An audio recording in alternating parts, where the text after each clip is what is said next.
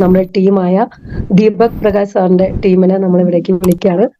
Deepak sir തന്നെ നിങ്ങളോട് നേരിട്ട് സംസാരിക്കും. ദീപക് സാർ.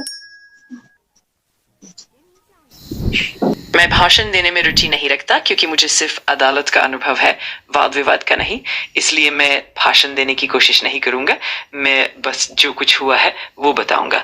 इस कंपनी से जुड़े हुए कुछ 1.5 साल पहले मेरे कुछ दोस्तों ने, जो सिनेमा से जुड़े थे, मुझसे अनुरोध किया था कि मैं कुछ करूं, लेकिन किसी कारणवश वो आगे नहीं बढ़ पाया।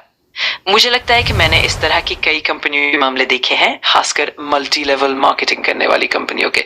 ये पहली बार है कि इस कंपनी ने 2 साल बीतने के बाद भी इतना मजबूत समूह बनाए रखा है। अब जब भी कोई बुलाया जाता है तो सैकड़ों लोग तुरंत आ जुटते हैं, और 5,000 लोगों का प्रदर्शन देखना, इससे जरूर पीछे कुछ न कुछ वजह होगी।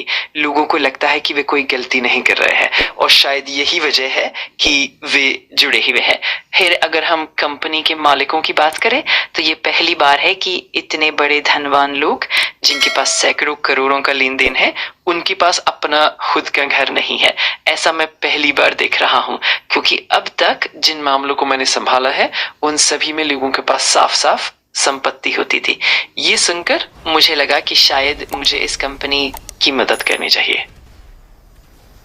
ठीक है, जब मैं आर्थिक रूप से महत्वपूर्ण मुद्दों को लेकर उनसे बात करूंगा तो मैं उनसे एक अनुरोध करूंगा कि हम इसे वापस लाएं। मेरे दोस्त मनोज और रंजीत ही इस मामले को संभाल रहे हैं, और सुप्रीम कोर्ट और हाई कोर्ट में भी कई वरिष्ठ वकील इस केस से जुड़े हुए हैं। भले ही सुप्रीम कोर्ट में वीना माधवन थी, लेकिन वहां के अन्य वकील भी कंपनी का समर्थन करने में लगे हैं। जब मैं इस पर नजर डालता हूँ तो कुछ अच्छी बातें जरूर है, लेकिन मूल समस्या ये है कि इसे बंद करने की बात कही जा रही है।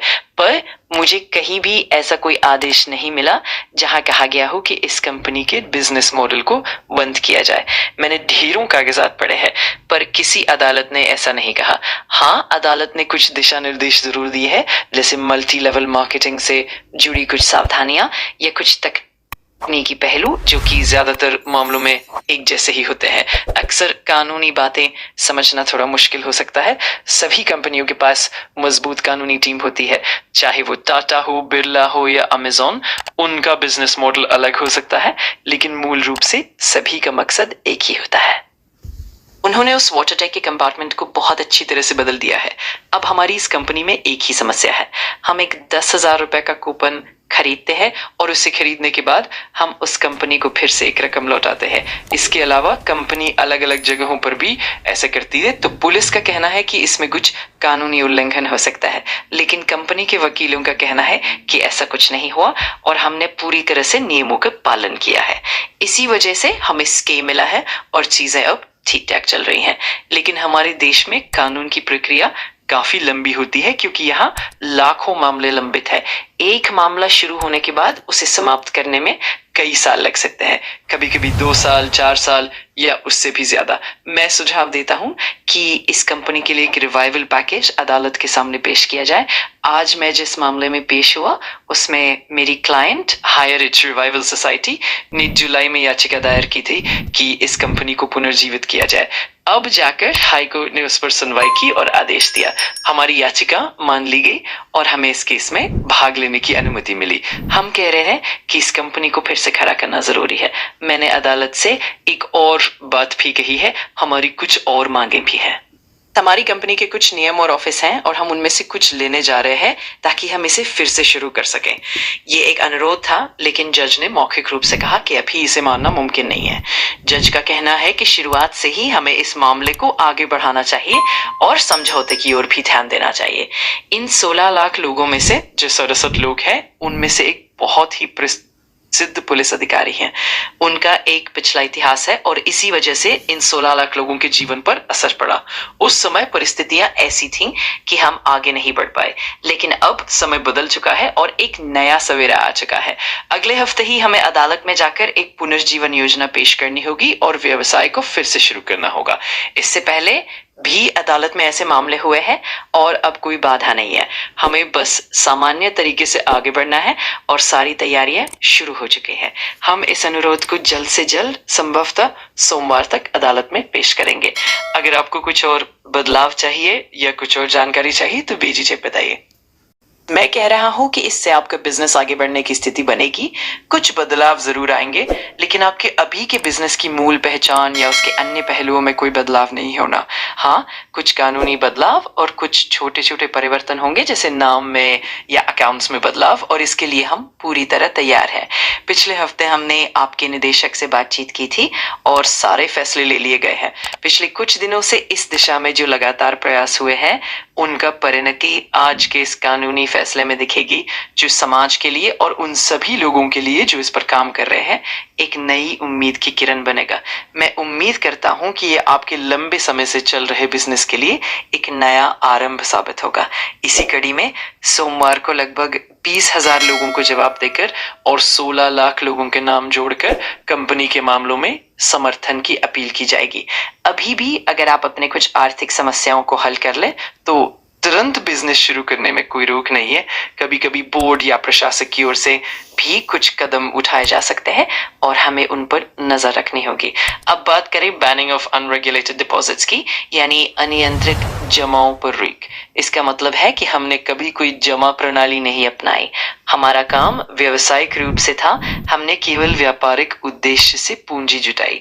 इस मामले में जमा करने वालों का सवाल नहीं उठता। पहली बार जब इस मामले को उठाया गया तो एक पुलिस अधिकारी ने रिश्वत की मांग की, जो सफल नहीं हो पाई। इस कारण 16 लाख लोगों में से केवल 37 लोगों को ही पकड़ना संभव हुआ। इस बदलाव के साथ मेरा मानना है कि आपके व्यवसाय की मूल प्रकृति और उसकी पहचान वही रहेगी, बस कुछ कानूनी संशोधन के साथ आगे बढ़ा जा सकेगा। चाहे आपका बिजनेस HROTT हो, खेती से जुड़ा हो या 650 से अधिक सुपरमार्केट से संबंधित हो, उसे आगे बढ़ाने की संभावनाएं बनी रहेंगी। मुझे मिली जानकारी के अनुसार जिस मामले में वल्सन नामक खुद समझदार पुलिसकर्मी ने रिश्वत की मांग की थी, वो सफल नहीं हो पाई। इसी कारण 16 लाख लोगों में से 67 लोगों को चुनकर उन सभी का काम आसान किया गया। अब हम इसे इस तरह से आगे बढ़ा सकते हैं कि हमारे व्यापार की बुनियाद और उसकी मूल संरचना में कोई बदलाव ना आए, बस कुछ कानूनी संशोधन करके आगे बढ़ा जाए। चाहे आपका व्यापार HROTT हो, खेती से जुड़ा हो या लगभग 750 सुपरमार्केट वाला हो, हम उसे सफलतापूर्वक आगे बढ़ा सकते हैं। इसके लिए हमें अदालत में एक आवेदन भी दाखिल करना होगा और सरकार को भी इस बात से अवगत कराना होगा। आज के न्यायाधीश ने बहुत सहायक रवैया अपनाया और सभी लोग मिलकर अदालत में ये कहेंगे कि हम अपना व्यवसाय शुरू कर रहे हैं। इस प्रक्रिया में बजट से जुड़ी एक प्रतिस्पर्धी संस्था भी है जो ये देखेगी कि किस प्रकार से धन का उपयोग हो रहा है, टैक्स आदि का हिसाब किताब कैसा है। इसी तरह हम आगे बढ़ेंगे। ये एक ऐसी व्यवस्था है जिसमें जो लोग आर्थिक रूप से सक्षम नहीं हैं, उन्हें सहायता प्रदान करने की कोशिश की जा रही है। ये बिल्कुल वैसा है जैसे हम एक सुनहरे अंडे देने वाली बतख को मारकर उसके पंखों को बांट रहे हैं, जबकि मांस तो बचता ही नहीं। सरकार इस तरह की कोशिश कर रही है, लेकिन ये सही नहीं है। हमें आगे बढ़ने की अनुमति मिलनी चाहिए और इस व्यवसाय को फिर से चालू करने का प्रयास करना चाहिए। मेरे पास कुछ मेहमान भी बैठे हैं, इसीलिए मैं अभी ज्यादा विस्तार से नहीं बोलूंगा। बस इतना कहना है कि ये संदेश पूरे समुदाय तक पहुंचना चाहिए कि हम वापस आ रहे हैं, हम अपने व्यवसाय की ओर लौट रहे हैं। सरकार के निर्देशों का पालन करते हुए हम आगे बढ़ेंगे और व्यवसाय में कोई धोखाधड़ी नहीं होगी, न ही किसी को नुकसान होगा। कुछ गलतियों की वजह से हमें रुकना पड़ा, लेकिन उनमें सुधार करके आगे बढ़ना ही होगा। अदालत ने भी यही कहा है कि हम बदलावों को लागू करके आगे बढ़ें। इसीलिए आप सभी से अपेक्षा है कि आप अपना समर्थन जारी रखें और इस व्यवसाय को फिर से उभारने में मदद करें।